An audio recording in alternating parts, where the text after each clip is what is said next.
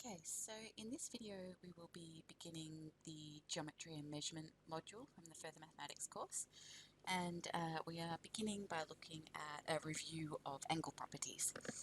So just some notations and terminology that we need to be familiar with when we're working with angles and geometry.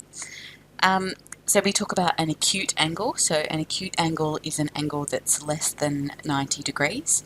And so if we were talking about this particular angle in here, we would describe that angle as angle. So this little, and that's indicating it's an acute angle, okay? A, B, C, meaning if we travel from A to B and then to C, the angle that we produce by doing that. Okay, so if it was listed as BAC, for example, that would be B to A to C, and it would be talking about that angle up there. So angle ABC, referring to this angle down here, if it is less than 90 degrees, it is an acute angle. If the angle is exactly 90 degrees, that's called a right angle, and we would use a square to indicate that it's 90 degrees. So we wouldn't necessarily label it with 90, we would just have a square angle marking. A 180 degree angle is called a straight angle. It forms a straight line. Okay, and then an obtuse angle would be an angle that is somewhere between 90 degrees and 180 degrees. Continuing, we can then get a reflex angle, is an angle that's bigger than 180 degrees. So, for example, if that line's fixed there, anything, and that's 90 degrees, anything in here is an acute angle, okay? That's 180 degrees around there. Anything in here is an obtuse angle, okay? And then if we're bending all the way around somewhere within here, this would be a reflex angle. Okay. So if you were, for example, talking about that angle around there, that would be a reflex angle, bigger than 180 degrees. Okay, other notations, parallel lines are going to be indicated by arrows on the two lines. And if you had two different sets of parallel lines in a problem, you would use a double set of arrows on the other line to indicate that these two things are parallel and these two things are parallel, but they're not parallel to each other. Okay, so you wouldn't have in the same problem another set of lines like this, because that would actually be indicating that all four lines are parallel, which they're clearly not. If lines are perpendicular, perpendicular means they're at right angles. Obviously we would be indicating that with the right angle symbol. And then some language around them. When we talk about a line in geometry, a line is something that's infinite. It goes on and on and on forever, okay? If we talk about a ray starts from a particular point and then goes on and on and on forever, okay? Whereas a line goes in both directions forever. A line segment is a line that has a starting and finishing point, okay? So just in terms of technicalities. So if you talk about the line from A to B, it's actually a line segment. It is a segment of the bigger line, which is an infinitely long thing. We can talk about, you know, this notation's not that common here. That's just talking about a way of talking about the line AB, the ray AB, and the line segment AB. I wouldn't worry too much about that. So in terms of the notations, it's really important when we're working with geometry problems that we don't make any assumptions, okay? If you've got a diagram, for example, where, you know, it looks like this, and you think, oh, that looks like a right angle, I'll just assume it's a right angle. If it doesn't have, the square to indicate that it is a right angle, we cannot assume that it's a right angle. Likewise, you don't get out your protractor and measure it and go, oh, it's a right angle, so I'll assume it's, or it measures as 92 degrees, so I'll assume it's 92 degrees. The diagrams aren't drawn to scale. You read the information, the geometric information that's provided on them, okay? So it's really important. We don't assume that two angles look equal. We don't assume that two lines are parallel unless there are symbols to say that they're parallel, etc., etc. It's all about what does the actual information say, whether it's stated in words or using the various our understanding of the various notations. Okay, some other language and notation around angles. Supplementary angles. Okay, if two angles are supplementary, then they add to 180 degrees. So for example, in the diagram opposite, A is 110 degrees and B is 70 degrees. Okay, and so therefore, because they sum to 180 degrees, they are supplementary angles. Now, the reason for them to be supplementary can be varied. So in this case, these two angles are supplementary because they lie on a straight angle. Okay, so the reason that they're supplementary is because they lie on a straight angle. They're not, the reason in itself is not because they're supplementary. There's lots of reasons we would get supplementary angles. The sum of the angles in a triangle is 180 degrees. Co-interior angles are 180 degrees. There's lots of different reasons why angles might be supplementary. Okay, supplementary just means that they add to 180. Okay. So we talk about sort of giving reasons along the way, or being able to justify our geometric statements using reasons. Supplementary is not going to be a reason. Are they supplementary because it's a straight angle? Are they supplementary because they're the sum of the angles, internal angles in a triangle? Are they supplementary because they're co-interior angles, etc., etc., etc.? For what reason are they? Do you know they're supplementary? We can also use that terminology around supplementary angles in this way. So we can say that 65 is the supplement of 115, and that implies that they add to 180. Vertically opposite angles. So when any two straight lines cross, two pairs of vertically opposite angles are formed. And vertically opposite angles are always equal. Okay, so if I draw two straight lines, the two opposite angles will always be equal to each other. Similarly, this pair of angles is also vertically opposite, and they are equal to each other. So vertically opposite doesn't mean vertically, as in up or down. You know, you can draw your lines going this way. Those two things are vertically opposite. Similarly, that and that is vertically opposite. Your lines can go in all sorts of directions. Vertically opposite, vertically opposite. Okay, so it's just whenever two lines cross, the opposite angles are always equal. Okay, so vertically opposite angles is an important one. Then we want to talk about angle properties when we have two lines and a transversal. So to transverse something is to cross it. So a transversal is a line that crosses over the two other lines. So if, for example, these are our two lines, then by drawing any line that crosses through those two lines, such as that pink line I've just drawn there, or this line over here, or this line this way, or the line drawn in the diagram, if it crosses over both lines, it transverses those lines. We would call it a transversal. And we have names for the ways that the angles that are created when we have a transversal crossing over two lines. We have various names for those angles. So let's think about this situation here. And there's a slight correction I need to make at one point, which I'll do when I get to that point. So vertically opposite angles, we've already talked about them. When any two lines cross, we create two pairs of vertically opposite angles. So actually we're going to have four pairs of vertically opposite angles here. If we just focus on these two lines crossing, then there is one pair of vertically opposite angles there and there, and another pair of vertically opposite angles there and there. Okay, so in terms of list, the diagram above shows four pairs of each of the following angles. Now the correction I'm going to make is this one is actually only two pairs, as is this one. Okay, so we're going to get four of these pairs, four pairs of these, but only two pairs of alternate and two pairs of co-interior. Okay, so one of the pairs of vertically opposite angles is those pink angles I've just highlighted. That is A and D are vertically opposite angles, and therefore I know that they are equal to each other. Similarly, B and C are vertically opposite angles, and so therefore I know that they are equal to each other. Alright, down when I'm looking at these two lines crossing, E and H are vertically opposite, and G and F are also vertically opposite. So E and H is a pair of vertically opposite angles, and G and F is another pair of vertically opposite angles. So within this diagram, there are four pairs of vertically opposite angles.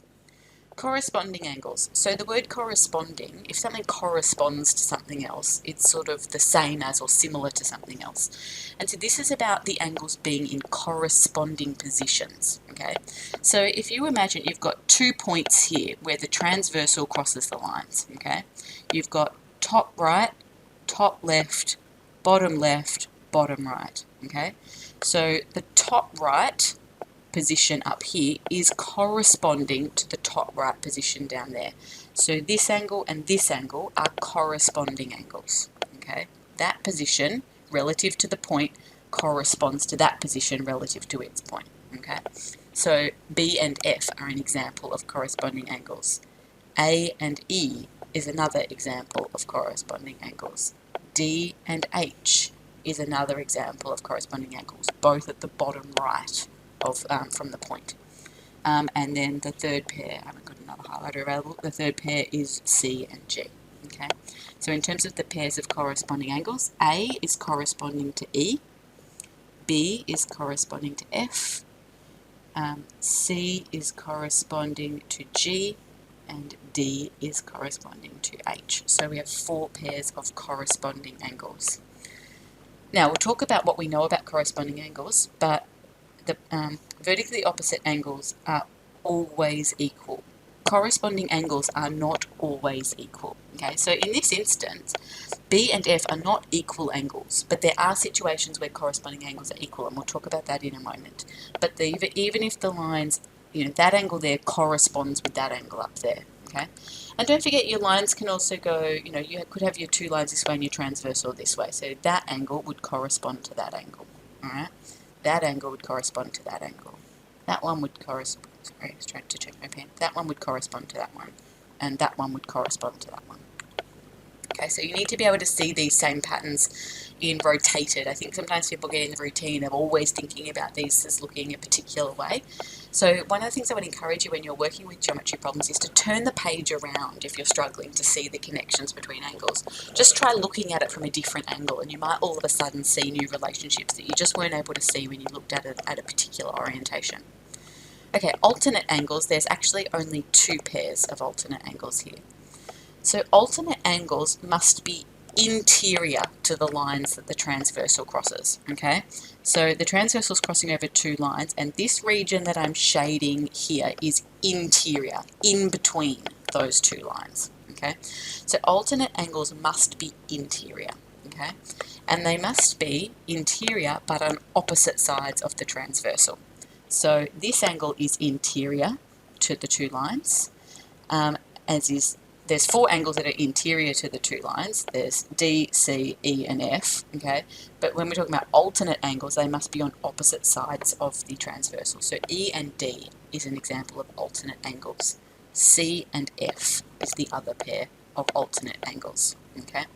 So we've got C and F is one of the pairs, and D and E is the other pair of alternate angles. Okay, so yes, I know this angle is on the opposite side of this, but because they're not interior to the lines, they are not alternate angles. There's only 2 pairs of alternate angles in this diagram, D with E and C with F. Okay, co-interior angles, as the word suggests, also have to be interior. Okay, so these 2 must be pairs of angles that are interior to the lines. Okay, whereas corresponding and vertically opposite, you can have, one interior and one exterior. Okay, so these 2 groups must be interior, which is why we're only getting 2 pairs of each of them. So co-interior, alternate angles are interior to the lines on alternating sides, opposite sides of the transversal, whereas co-interior angles are interior to the lines on the same side as the transversal. So here's the transversal, on the same side, D and F would be co-interior angles. Okay. Similarly, if we have a look, at the other side of that transversal, sorry, I just lost my pen for a minute. C and E are interior, but on the same side as the transversal. Okay, same side of the transversal. Sorry, I should say. Apologies again. My toolbars are jumping around. Okay, so the pairs of co-interior angles are D and F, and C and E. Okay, so vertically opposite angles are always equal.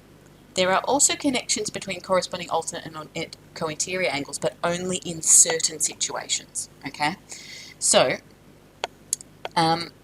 just before we move on to that, the following are sometimes used. People sometimes use the following to help them remember the different relationships. People sometimes refer to vertically opposite angles as X angles. This idea that if you have two lines crossing, you create an X, and the opposite angles in the X are vertically opposite.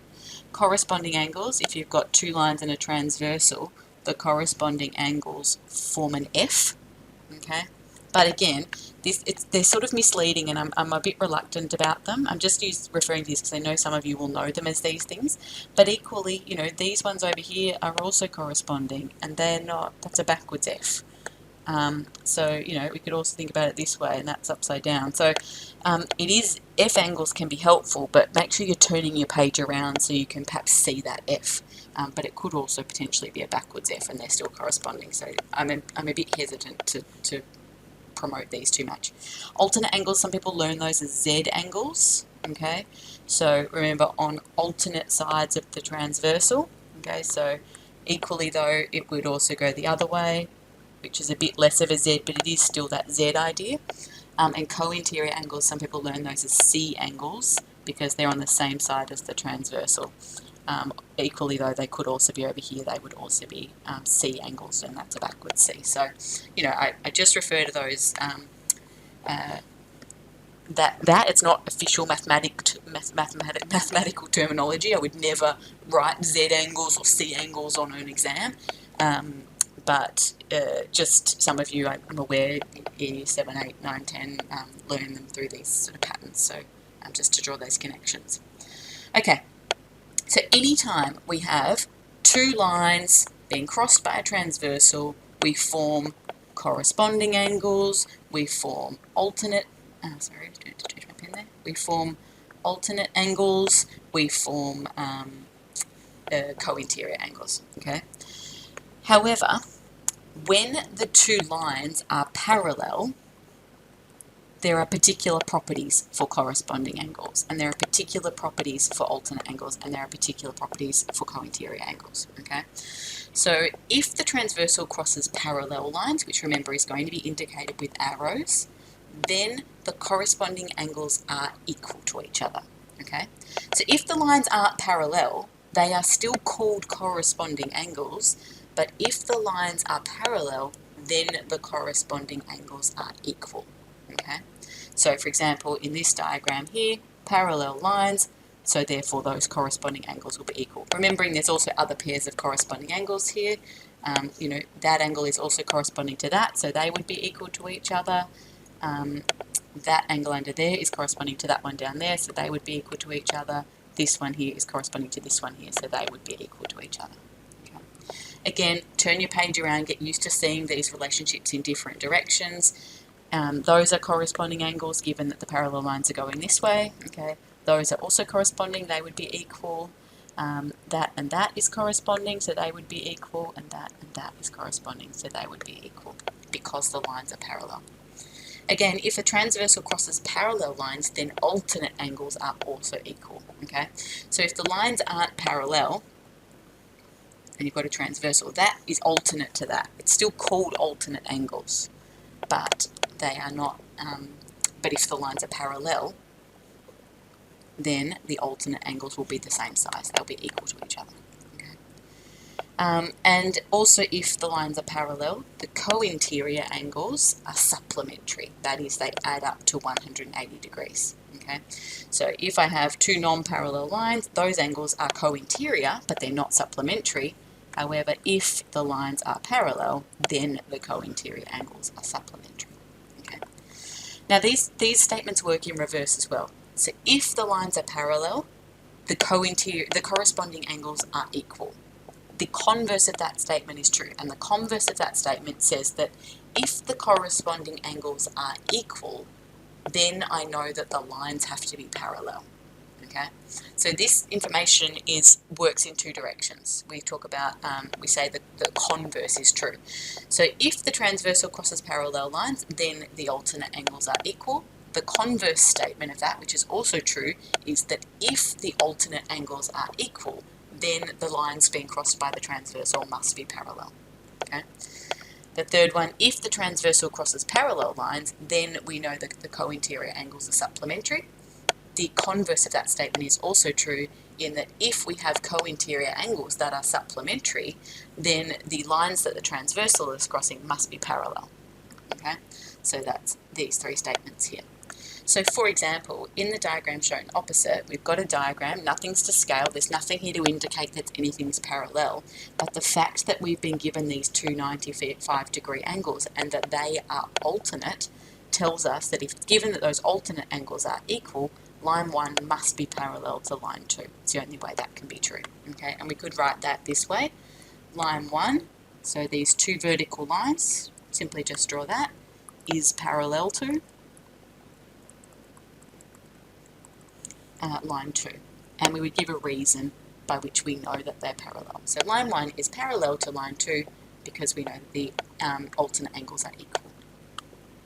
Okay, let's work through some examples. Find the values of pronumerals in each of the following and give reasons for your answers. Okay, so in this diagram here, we've been given this 115-degree angle. From there, we want to be able to work our way through to the other angles. And there's going to be a number of different ways that we could do this. Okay, so it's important to be flexible, but it's equally important to be able to describe how you know these things. So the most obvious one is A. I know that A is going to be 115 degrees. And I know that because it's vertically opposite that 115-degree angle.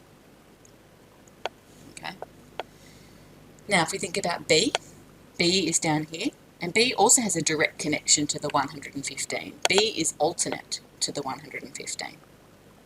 So it must also equal 115 because the lines are parallel, and I know alternate, when the lines are parallel, alternate angles are equal. So B is 115 because we have alternate angles.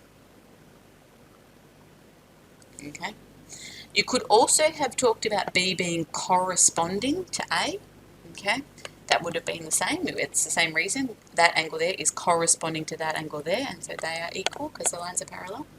If we think about C, now C we could do in two ways. We could think about its connection to B and the fact that it forms a straight angle with B, and straight angle would be the reason. Or we can again connect it straight back to 115 because 115 and C are co-interior angles. So C is going to be 180 take away 115 degrees, and that's because it is co-interior to 115. So what's that? 65 degrees. And then finally D, again we could use two justifications. D forms a straight angle with B, okay? Or the easier one here, D is vertically opposite C. Okay, so D will be the same as C, which is 65 degrees. Okay, because it's, so D is the same as C, which is 65, and that is because they are vertically opposite. Please get used to using the terminology and to understanding the different reasons as to why you are able to say that B is 115 degrees. I know a lot of you will be able to tell me, oh, A and B are 115 and C and D are 65, but think through the logic of how you get to that point. And as I said, there's a number of different ways you can do it. We can get to A, B and C directly from 115. That one's vertically opposite, that's alternate, and that's co-interior. And then we can either use straight angle or vertically opposite for here. But equally, we could work out A first as being 115. We could then use corresponding to get to B. We could use straight angle to get to C. We could use vertically opposite to get to D. Okay, so whichever way you go about it, but really try to think through how you know about those various things. Okay, part B. We are again wanting, this time we've got algebraic expressions here, but we want to use what we know. So I know that vertically opposite angles would tell me that those two expressions have to be equal to each other. Okay, so I know that x plus 6 is going to have to equal 43 minus 2y. But if I have an equation with two different unknowns in it, I can't solve that equation. So that's actually useless. So I need to actually somehow make a connection between the two expressions that involve x. So I can solve for x, and then once I've got x, I can put x in here and find what y is. Okay, so think about the connection between these two angles. They're co-interior angles. Okay, so we actually know that 4x minus 1 plus x plus 6 would be 180 degrees, and that is because they're co-interior. So this is an equation that we can solve for x. Now if your algebra is not very strong, you can type that equation straight into your CAS, because in further maths you're always going to have a CAS, 4x minus 1 plus x plus 6 equals 180. We solve that for x, and it tells us that x is 35. Equally, if you've got some reasonably capable basic algebra, for me this would be quicker to do by hand than type into my CAS. 4x plus x is 5x, minus 1 plus 6 is 5, that's 180. Taking away 5 gives me 175, and then I could just do 175 divided by 5 is 35. Okay, either way, we get x. And then once we've got x, we can put it in up here. And this reason was because these were vertically opposite. Okay, and so now if we sub in x equals 35, that means 35 plus 6 has to be equal to 43 minus 2y. And so 41 is 43 minus 2y. Now again, if your algebra is not strong and you're not comfortable, solve the equation with your CAS. 41 equals 43 minus 2y. Solve for y. It tells us that y equals 1. Or if you're okay with your algebra, you can do this by hand. So taking away 43 is negative 2 equals negative 2y. And dividing both sides by negative 2 gives us y equals 1. Okay. So in order for this to be correct, this diagram to be correct, x must be equal to 35 and y must be equal to negative 1. Okay, so the practice today is from exercise 17a. For basic angle properties, but I'm going to continue to go on to talk about other angle properties as well as part of this video. So angle properties in parallel lines and angles at a point we've looked at.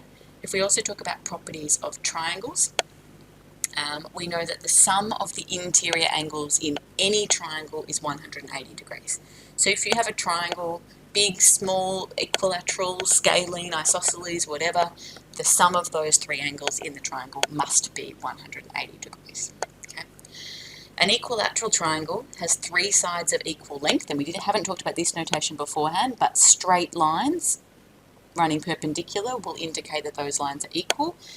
If I had that line there and that there, that would be saying that those two are equal to each other and these two are equal to each other. So again, one line indicates that all of the lines in the diagram with a single line crossing them, they are all equal to each other, okay?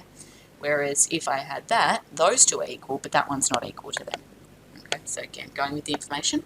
So an equilateral triangle has three sides of equal length and three angles of equal size. And because the angles of all triangles add up to 180, in an equilateral triangle, a third of 180 is 60 degrees, and so all three of those angles must be 60 degrees.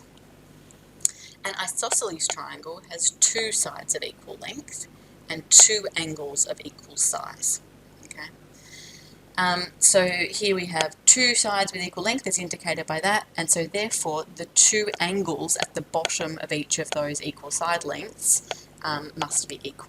Okay. Now again, this same triangle could be drawn like this. So it's not always about the angles at the bottom. We talk about the base angles, but don't have to be at the base. But it's the angles that the two equal side lengths make with the third side length. They're going to be equal to each other. So here we have an isosceles triangle. That length is equal to that length, and so therefore these two angles would have to be equal to each other. You know, if that's A, this will also be A. If the two equal angles have size x, then the third angle, this angle up here, would be 180 take away 2 lots of x, because it's 180 minus 2 lots of x, okay? Because we know the sum of the angles in the triangles add up to 180. Equally, if the unique angle, so the angle that's different, that is this one at the top, has size y, then the equal angles will each be, if we take y away from 180 and then divide it by 2, that will tell us how big these two angles have to be. So that and that would both be 180 minus y over 2. Okay. A scalene triangle has no equal side lengths and no equal angles. A right-angled triangle contains one right angle, and right-angled triangles can be either scalene or isosceles. They cannot be equilateral, okay, because we can't have 360-degree angles if we've got a right angle.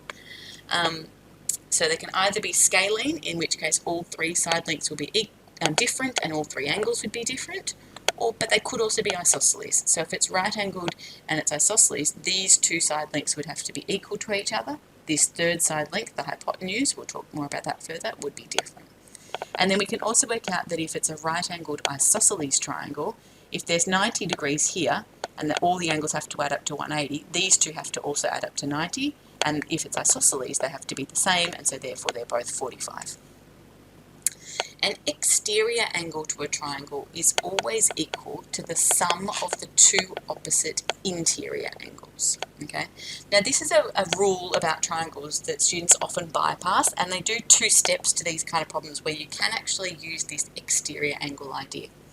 Okay, let's talk about an exterior angle first of all. So if I draw a triangle, all right, and I want to create an exterior angle at this corner here, I do that by extending out one of the lines, okay? And that is the exterior angle, okay?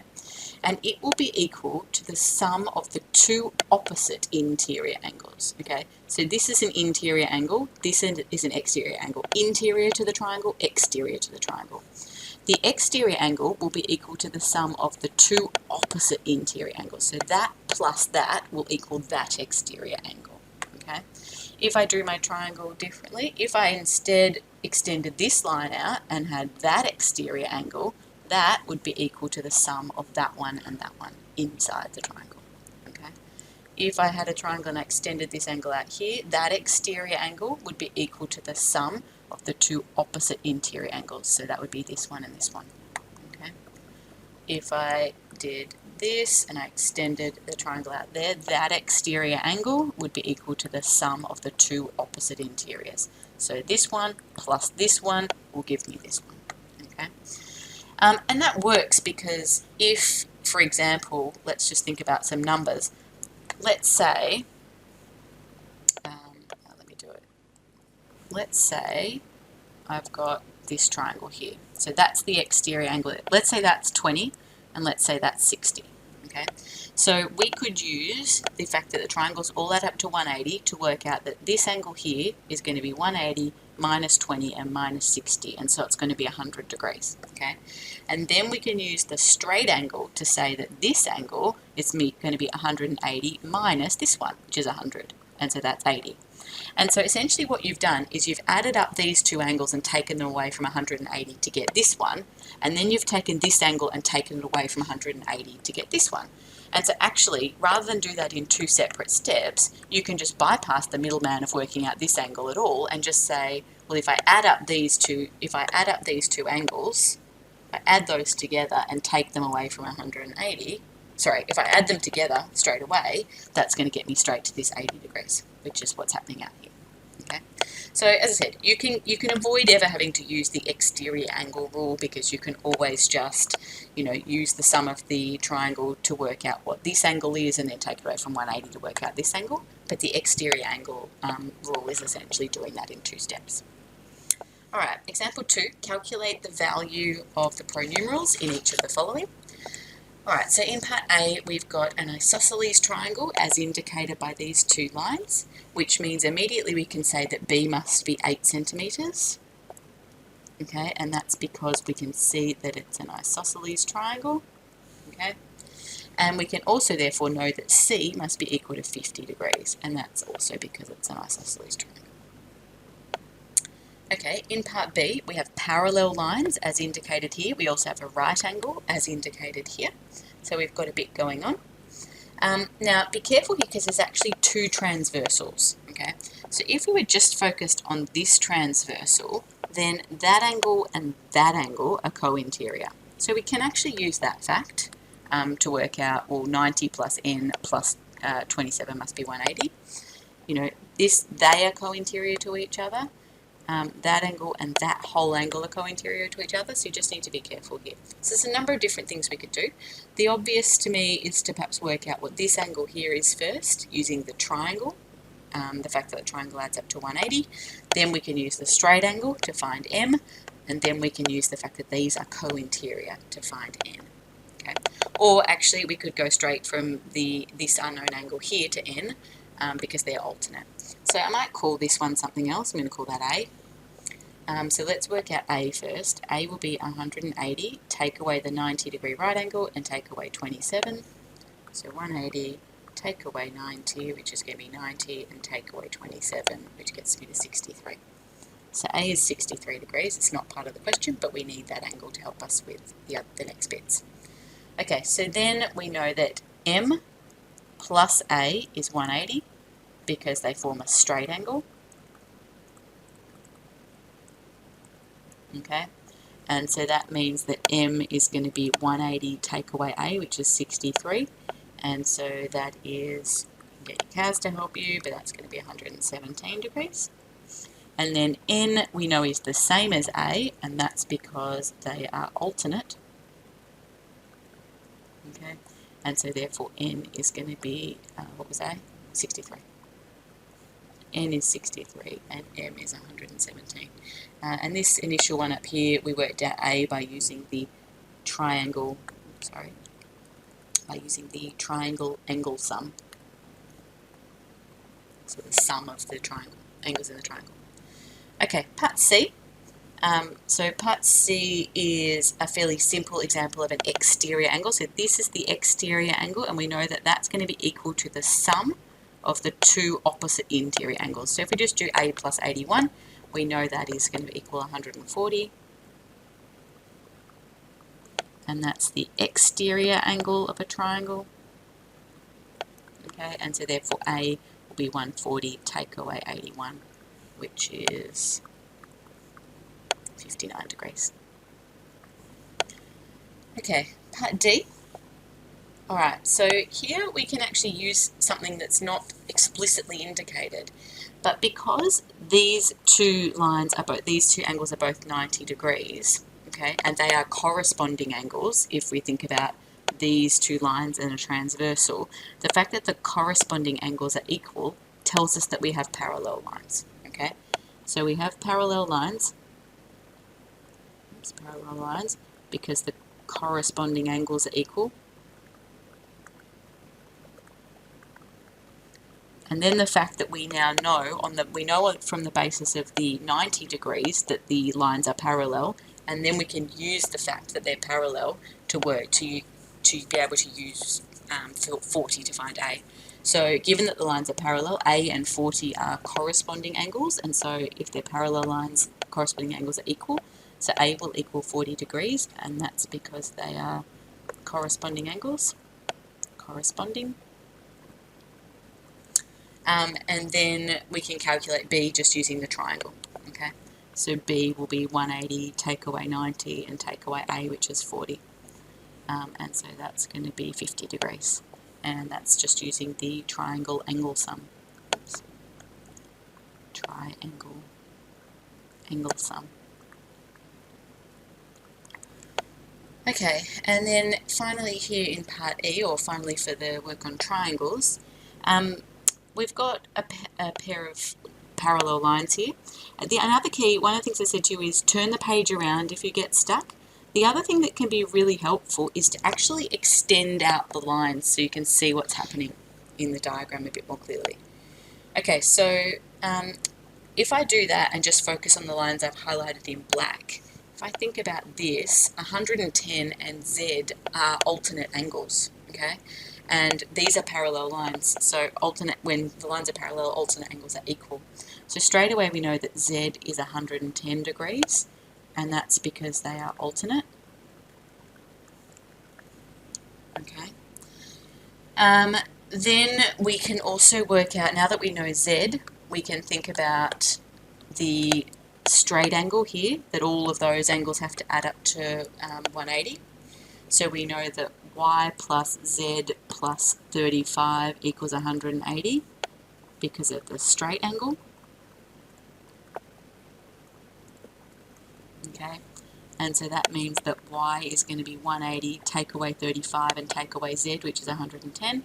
So if we work that out, 180 take away 110 and take away 35 leaves us with 35 degrees. Okay, so Y is 35 degrees. And then we can use the other triangle angle sum to work out X. Okay, so we know that X will be 180 degrees, take away 110 degrees and take away Y. And again, that's because it's a triangle angle sum. And as I said, there's going to be more than one way. You might have seen a different way to work out X and Y and Z.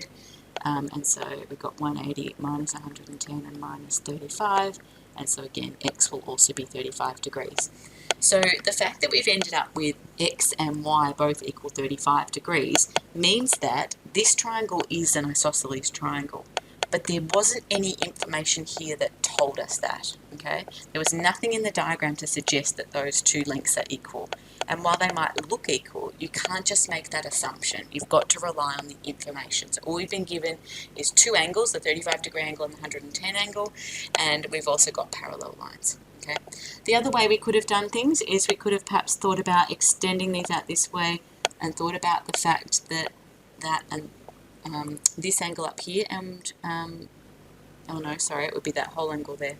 No, that's not the best way to go about it. I think we've probably done the best method.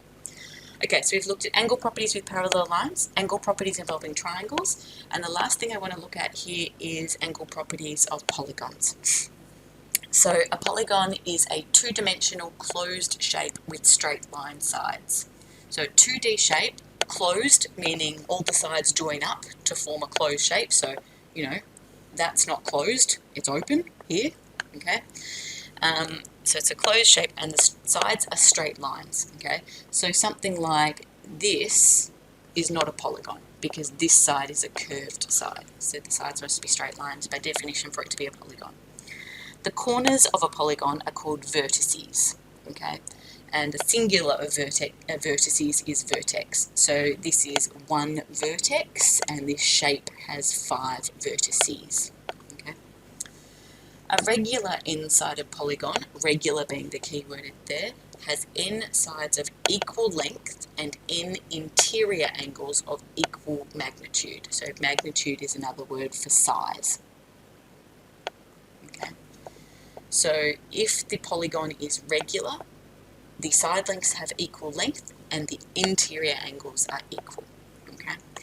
And if it is an n-sided polygon, there are n sides of equal length and n interior angles of equal magnitude. So for example, a regular triangle is when n equals 3. So we have 3 equal length sides and therefore 3 equal sized angles. Okay? This is also known as an equilateral triangle. A regular quadrilateral is a regular 4-sided polygon, and a regular 4-sided polygon, 4 equal sides and 4 equal angles, it is a square. Okay. A regular pentagon is a regular 5-sided polygon. It has 5 sides of equal length and 5 angles, all of equal side. And we can continue. A regular hexagon, 6 equal sides, 6 equal angles. A regular heptagon, 7 equal sides, 7 equal angles. A regular octagon, 8 equal sides, 8 equal angles. We could go on and on. Nonagon, decagon, etc. An irregular n-sided polygon has n sides of unequal length and n angles of unequal magnitude. So this is an irregular 3-sided polygon. 3 unequal lengths and 3 unequal angles. This is an irregular quadrilateral. That is an irregular 4-sided polygon. An irregular 5-sided polygon and an irregular 6-sided polygon. And we could go on forever. The vertices, so corners of an n-sided polygon, can be formed to join n-2 triangles. Okay, so if we have a 3-sided polygon, if I join up the vertices, I only form one triangle. Okay, if I have a 4-sided polygon, if I take a vertex and connect it to each of the other vertices in this way, I actually end up breaking up the polygon into 2 triangles. So 4 sides, I get 2 triangles. 3 sides, I get 1 triangle. 4 sides, I get 2 triangles. 5 sides, if I connect each vertex with each other vertex, I divide the shape into 3 triangles. Okay, a 6-sided shape, if I connect each vertex with every other vertex, sorry, not each vertex with every other vertex, that's not quite the right word. If I take a particular vertex and connect it with every other vertex, I divide the shape into 1, 2, 3, 4, not equal, but 4 triangles.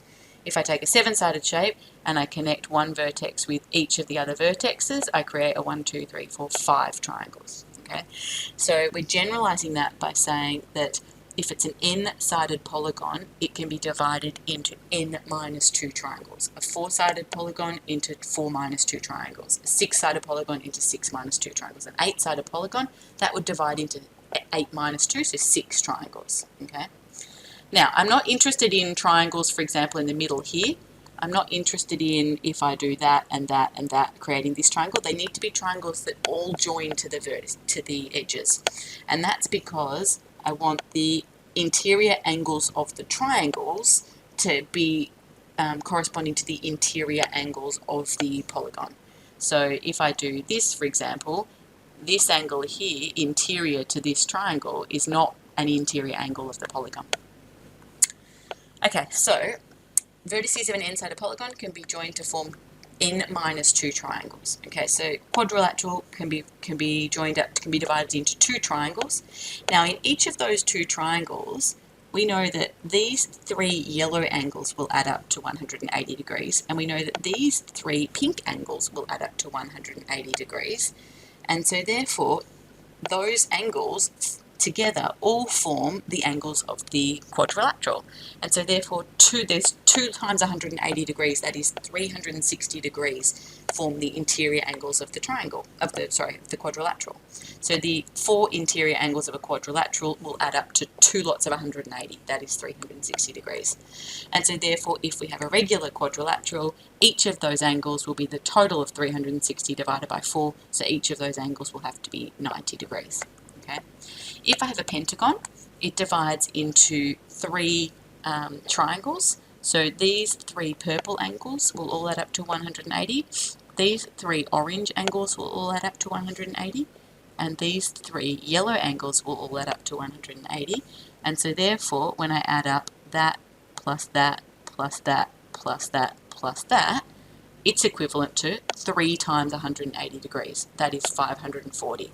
So the angle sum of the interior angles of a pentagon is 3 times 180, 540, and so therefore to work out how big one of those angles is, 540 divided by 5, each of those angles is 108 degrees.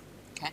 And we can see that pattern extending. A hexagon can be divided into 4 triangles, therefore 4 times 180, 720 gives me the total interior angle sum, and therefore to work out the size of one interior angle, dividing the 720 by 6 tells me that each of these angles is 120 degrees. Okay? And we can continue that for all polygons. So generally speaking, the interior angle sum of an n-sided polygon is going to be 180 times n minus 2. 180 times n minus 2, 180 times n minus 2, 180 times n minus 2. So it's 180 times n minus 2, or we can also write that same information by expanding out the brackets as 180n minus 380. If we want to know the size of one angle in a regular n-sided polygon, we're going to take that total angle sum and divide by the number of angles, so divide it by n to get the size of one interior angle. The sum of the exterior angles of any polygon is 360 divided by n. If you think about the heptagon, if I extend all of the side lengths going in the same direction around the shape, so that would be one exterior angle, that would be another, that would be another, that would be another, that would be another, that would be another, and that would be another. If you imagine taking these 7 points that the 7 vertices, and somehow combining them all together into the middle, into one place, these angles that we've got highlighted here, they would all form together in a nice neat circle. Okay, so they would all add up to 360 degrees. So the size of each of those angles is 360 divided by n. In a regular polygon, the bisectors, okay, cut in half. Okay, bisect, cut in 2 down the middle, cut it in half, of each interior angle all meet at O, which is the center of the polygon.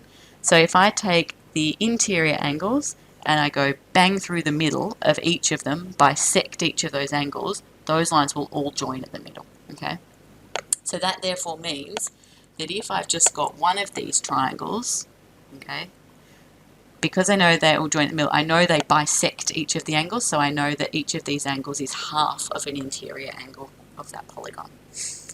And for a regular polygon, a circle with its centre at O, so if I were to get my set of compasses out and plot a circle that goes has its centre at O and goes through the vertices of the shape, for a regular polygon, we can draw a centre at O so that it goes through all the vertices, and when we do this, we say that the polygon has been circumscribed by the circle. Okay, so it's been surrounded by a circle. So if you have an irregular polygon, if you find the middle and you draw a circle, it's not going to go through all four vertices. Whereas if it's a regular polygon, the circle will go through all the vertices. They're pretty niche ideas that you're probably not going to see very often in this module, but all the same, things that are part of the course. So let's just have a look at some problems involving polygons, and then we are done with our review of angle properties. So we want to calculate the size of an interior and exterior angle in the regular polygon below. Okay, so we've got a formula for the size of an interior angle and a formula for the size of the exterior angle, and it depends on n, where n is the number of sides. So in this, we've got 1, 2, 3, 4, 5, 6, 7, 8, 9, 10 sides. This is a 10-sided polygon. Okay, so an interior angle,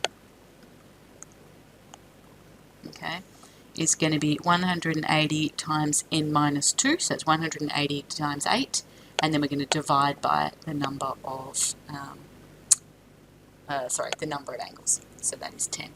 So it's going to be 180 times n minus 2, so I used this bit here, and then we're dividing by n. But that's the same as doing 180 times n, take away 360, and then dividing by n. Anyway, let's work that out, I'll show you. So 180 times n minus 2, which is 8, and dividing that by 10 is 144 degrees. As I said to you, if we'd done the formula up here, sorry, I just had a bit of a glitch with my touch screen. If we use this formula up here, if we put 10 in here, I'll show you, it gives you the same thing, 180 times 10, take away 360, dividing by 10 is also 144. So it's the same calculation whether you use that in the numerator or whether you use that in the numerator. And so we also want the interior and an exterior angle. Exterior is much easier because it is always 360 divided by the number of sides. So that's going to be 36 degrees. The other thing is once you've worked out the interior angle and the exterior angle will add up to 180 degrees. So actually it might be quicker to find the exterior angle first and then just subtract it from 180 to get the interior. An n-sided regular polygon has interior angles of 150 degrees. Find the value of n. Okay, so we know that an interior angle, if we go up here, is given by this. Okay, 180 times n minus 360 divided by n. And we know that for this particular polygon, that interior angle is going to equal 150 degrees. And so we can get our CAS to solve that equation for us. Solving 180 times n minus 360, minus 360 divided by n. And we want that to be equal to 150, and we want to solve that for n. And we find that n has to be 12. So therefore it's a 12-sided polygon if the interior angles are 150 degrees. What you notice with the interior angles is the more sides you get, the bigger the interior angles get, because each angle is getting wider and wider and wider every time you add in a side. So, for example, here where we worked out that a 10-sided polygon has interior angles of 144, if we have a different polygon here with interior angles of 150, we know it has to have more than 10 sides because 150 is bigger than 144. So it makes sense that it's 12. Okay, part C, find the values of x and y in the regular polygon below. Okay, so x is nice and easy if we think about the middle here, that all of those are going to add up to 360. And so therefore, because it's a regular polygon and all these side lengths are equal to each other, therefore each of these angles in the middle is equal to each other. And so all we therefore need to do is take 360 and divide it by, how many angles have we got here? 1, 2, 3, 4, 5, 6, 7, 8. Okay, so x is going to be, x is going to be 360 divided by 8, which is 45 degrees. Okay, and then to find y, which is one of these little angles down here, we want to think about one of these triangles, okay? So I think about that triangle, that's y. That I've just worked out is 45 in the middle, okay? Now, because this is a regular polygon, these are equal lengths, okay? And so therefore it's an isosceles triangle, all right? So therefore, I know that if I want to find y, I've got to take 45 away from 180 and then divide it by 2 to find y. And that's because we have an isosceles triangle there. So 180, subtract 45 from that, and then divide that by 2. Control Enter if we want to, oh sorry, it's not twice. Rid of that. Control Enter if you want your answer as a decimal. 67.5 degrees for y. A pentagon is circumscribed by a circle.